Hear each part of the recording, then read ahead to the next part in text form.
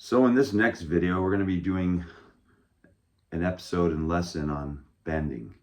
Now, bending is very important. I'm going to send a bunch of different examples, and this is be part of this video of stuff to practice when it comes to bends. And I'm going to give you some actual tablature as well that goes along with this.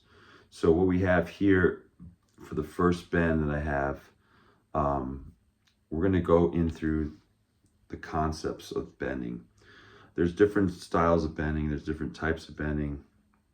What we've been using is these first two fingers, which is the middle finger and the ring finger. We also use the first and the second finger to bend quite often, but for in general usage, we're basically using all three of these fingers for most of the bends that exist in music. Now in jazz, there's not a lot of bends, but in blues and rock, there's a lot of bends going on. I'm going to show you the first concept, and this is something to practice daily. Intonation is a very important thing when it comes to bending. When it comes to bending, you want to make sure that you're bending to that pitch every time, like on the money. How do you get there? Well, it takes practice over and over, bending, until you can get it, the semblance of, oh, I got the pitch. And what you're doing is your ear training as well, because your ear is training to bend to that certain spot. And as you practice, at some point you'll get to that spot like second nature. But it takes repetition.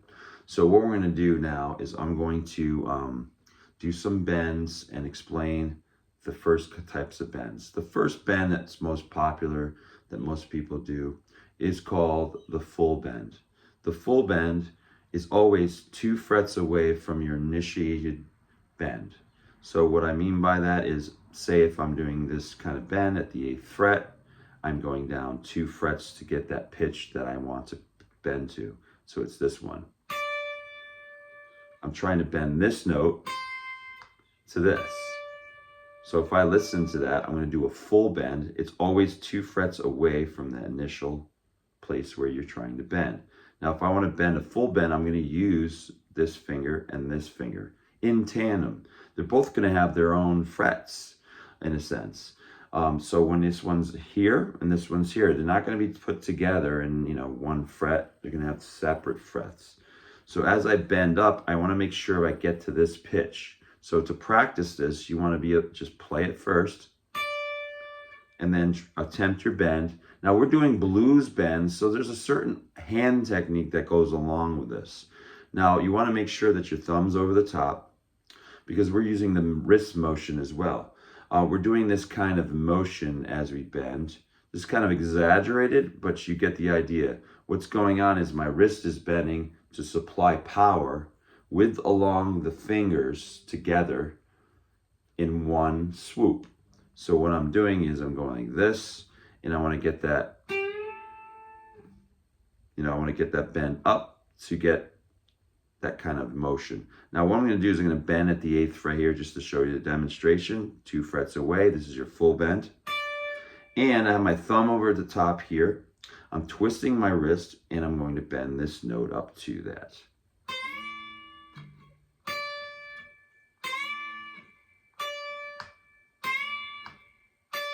You want to keep practicing that over and over till you get it to where, sometimes it does take even professionals, people who are have experience, sometimes, don't always get the bends perfectly all the time if they haven't practiced them for a while or continuous practice. It is something you can lose over time, especially intonated bends and making sure that they hit the pitch. So you always want to practice these if you're using them in songs. So now we have the next popular bend. Most popular bend is the half bend. The half bend is 1 fret away from where your initial bend is. So if we have bend here, we have this note at the 8th fret, we want to bend to this pitch, 1 up. Oh geez, I just broke a string. Okay, well, I'm going to switch guitars now. So, give me 1 second.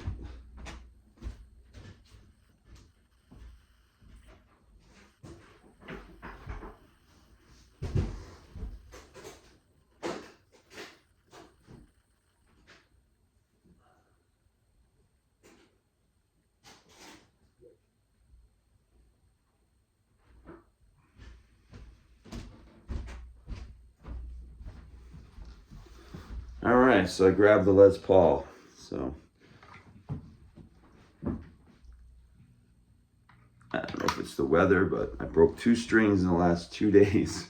No, don't know what's going on. But anyhow, given that, I'm going to bend this bend here. And I'm going to bend a half bend over. So this is my initial.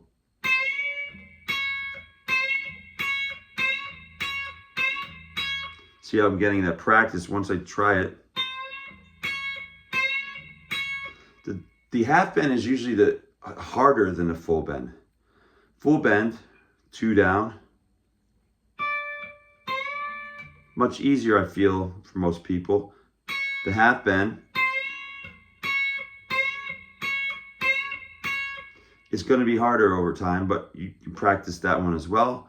And the third most popular bend is going to be a quarter bend. It's very slight. There is no indication. So when you do a slight bend, a lot of people will go, they'll play a lick, they'll go like very slight, or they go like that. Quite often to use it as an accent, or to just bend up slightly to give that extra stylization that goes on with bends. Bends are very nice because you can milk them.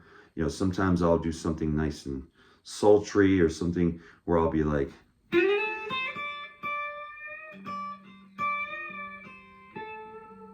so there's a lot of great things about bending. It's that very bluesy thing that's going on. What I'm going to do is I'm going to now give you some examples that I would like you to also work with. Now, those are the 3 major bends: the full, the half, and the quarter bend. Obviously, there's other bends, but we're concentrating on the major bends right now. I mean, there's bends also with these 2 fingers. We'll show you later. Those are in more complex songs. And what I mean by the bends is you're using the 2 fingers and you're like, that kind of thing, bending up like with 2 fingers. We'll go over that later, but this is the 3 major bends using these 2 fingers. Now, the other thing is there's also different types of stylized bends that you see in tablature as well. What I'm going to do is I'm going to show you the different types of bends that I want you to practice as well. These are the major bends that most people use. Obviously, these are just examples, but there's all over the fretboard. You can use these bends to practice with. But the first one is called the upward bend. And what the upward bend is basically taking and going up with this one. We're going to go up a half. We're going to go to the 8th fret, and we're going to go to the 3rd fret, the 3rd string, 8th fret, and we're going to bend up a half bend. Okay, so we're going to go 8, and then we're going to go to 7, and we're going to bend up half bend. So remember, we want to test that note, and we're going to do upward bend, which is just up, and that's it. We want the 8th fret, gonna get the half bend at the 7th.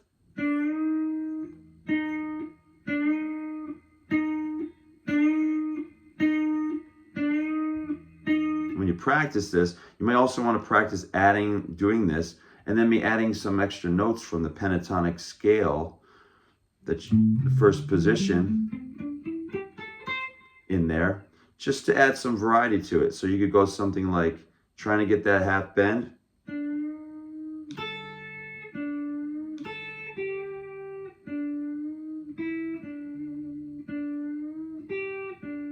See, I'm like kind of just using variety a little bit, just adding an extra note after I've done the bend can add some excitement. And that's a lot of times what B.B. King would do. You play one little note and milk it, and then go to another note, and just go back and forth a lot with that kind of simplicity, but there's a lot of motion in it. So the next bend, you can go up to 9th fret if you want. This is an upward bend. You can go up here, go around the whole neck, try those bends. You want to test out, say, go to the 9th fret, right? And you're trying to do a bend here.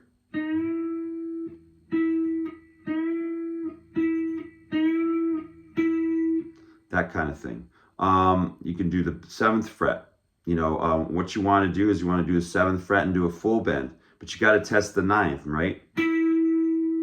That's my note I want to hit, and I want to bend at the 7th because that's 2 away, right?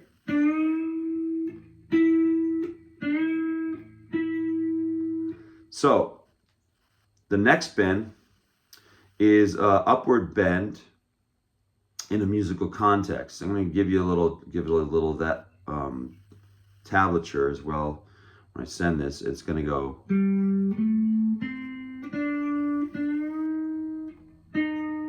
See, I'm hitting that half note. So you're going to go. So 5, 7, 5, 7, and they're going to bend up. And then do it. Now we need to go up further. And this is all in that first pentatonic scale. 5, 7, 5, and then 8, and then full bend here. I want to make sure you're hitting that.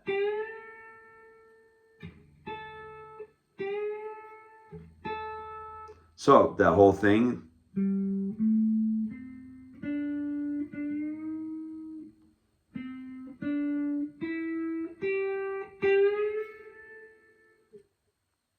So there was a half bend and a full bend within that.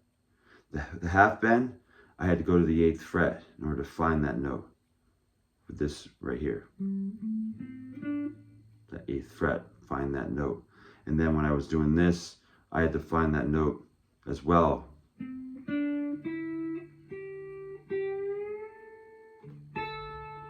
That's 2 frets down to get that full bend. Now the next one is called a bend and release. Number 3 is bend and release. So when I do bend and release, I'm going to bend up, and one of the tricks of this is keeping the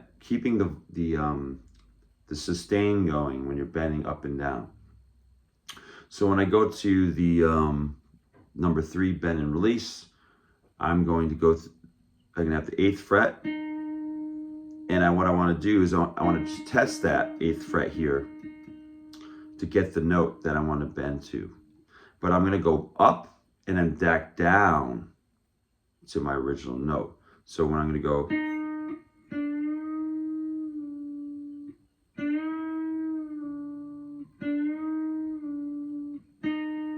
so what am I doing? I'm bending up and then down. That's called bend and release.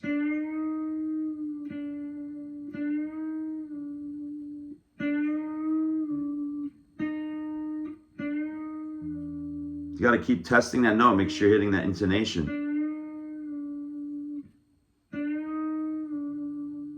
Now, going to go to the 9th, and then we're going to test the 9th and do a full bend at the 7th, the bend and release at the 7th. So I need that.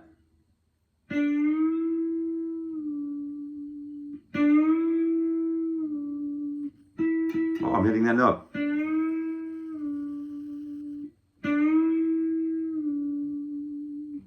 So that's just practice with that bend and release. You know, there's so many bend and release. There's you can do different types. Was it a Pink Floyd song that goes? That's a bend and release. That's another brick in the wall. So many. Hotel California. There's so many different songs that use bend and release, which is like you're using the same technique. Remember that bending technique we're learning in this. Now, when you can use it in musical content. I have another lick that does this. Basically, you go in the first pentatonic scale, and A minor would be.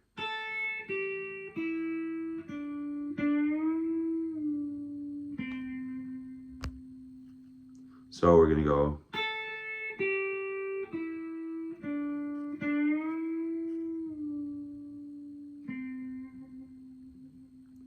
And then so I'm gonna play that again. But what I'm gonna do is I'm doing a full bend in this one. So I'm going 5, 8, 5, 7, and then a full bend. Actually, sorry. Let me try that again. It's gonna be.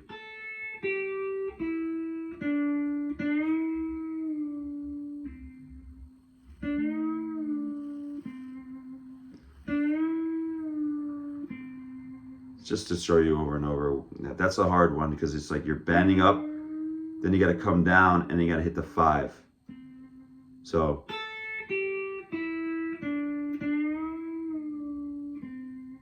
and then you got another full bend.